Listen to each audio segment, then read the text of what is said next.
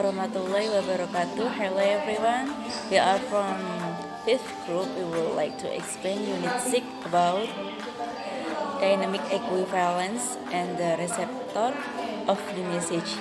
Okay, direct langsung aja. Firstly, what is translatability versus comprehensibility? Anything which can be said in one language can be said in another, unless the form is an essential element of the message. Dynamic equivalence is a counterpart of formal equivalence. Okay, what is formal equivalence? Formal equivalence is a formal replacement of one word of phrase in the SL by another in the TL, different from literal translation in that it's almost always contextual motivated. Example, formal features are preserved only if they carry contextual values that become part of overall text meaning. Procedure purposefully selected in order to preserve a certain linguistic or rhetorical effect. The intention of to produce certain rhetorical effects using language in a conscious, deliberate manner for the purpose. Okay, formal equivalence. The decision to optimal for formal equivalence must a conscious decision taken for a good reason and not gratuitously. The aim to bring the target readers nearer to the linguistic or cultural preference of the ISTI. Example, a phrase so ordinary as to approach anonymity of mastery of discourse to accomplished he could finish without a trace instead a rule and a worry intelligence that allowed him to reveal the deepest secrets of his character's while. Okay, next dynamics equivalence, a translation which preserves the effect the ST on its readers and which tries to elicit a similar response from the target reader. Dynamic equivalence happen when only after formal possibilities for conveying the intended effect are exhausted.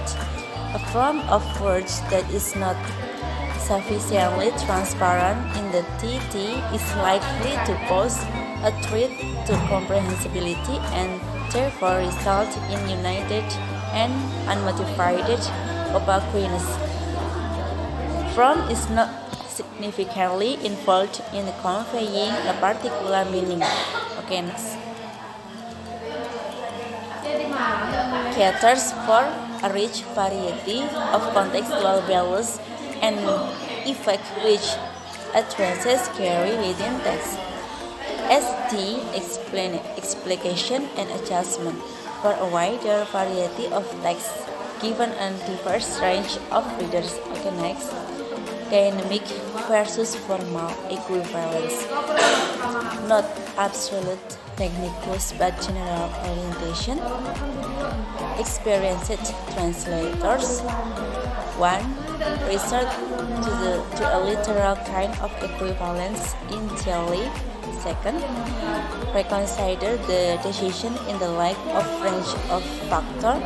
3rd, and ultimately make a choice from literal, formal, or dynamic equivalence in this order and as appropriate. Okay, adjustment. Next, adjustment. Techniques for producing correct equivalence and achieving dynamic equivalence in translation. Gradual move away from renderings and toward more dynamic kinds of equivalence to cope with the wider range of purpose which translation might serve. And then subsumes a set of techniques used for restructuring the estimation in the TL. Okay, next will be explained by Nur Afiqul Humairah. Next form of adjustment. First, redundancy, explicating or repeating information when appropriate for dense translation. Second, distinct for language characterized by a high degree of repetition of meaning. Third, reordering an entire sequence of sentences if the ST order of events does not match normal chronology or proves too cumbersome to visualize. And the last, compensation. Next, adjustment and meaning.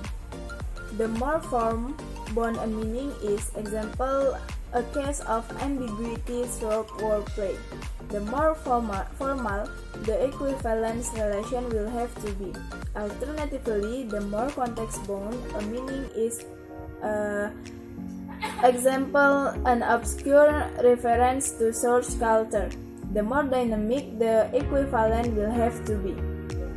VE, adjustment, BE, form-bound, meaning, and context-bound. Next, translation process model, analysis, transfer, and restructuring. The ST message is first broken down into its immediate constituents, or kernels, then mentally transferred, ultimately to undergo a process of adjustment that restores to the TT linguistic and stylistic appropriateness. And then analysis. First, discover to the kernels, that is, basic structural elements to which syntactically more elaborate surface structure of a language can be reduced. Analyze the SL message into its simple and structurally clear form, or kernels. Example, children of wrath. God direct word at the transgressors. The transgressor suffers good. Next, kernels consists of combination of items from of four basic semantic categories. First, object words, nouns referring to physical objects including human beings. Second, even words, actions often represented by verbs. And third, abstracts, qualities and quantities including adjectives. And the last, relationals, including linking devices, gender markers. Example, will of God, the object God, performs a given wills. And then transfers. The analyzed material is transferred in the mind of the translator from language A to language B. Kernels as raw material are modified in preparation for restructuring, the stage of putting pen to paper. Next, strategy are worked out. Decisions regarding such matter as register and gender are initially taken, and a dynamic process of reconfiguration in the TL of sets of SL, semantic and structural components. And then restructuring. The input accrued is transformed into a stylistic form appropriate to the receptor language and to the intended receptors.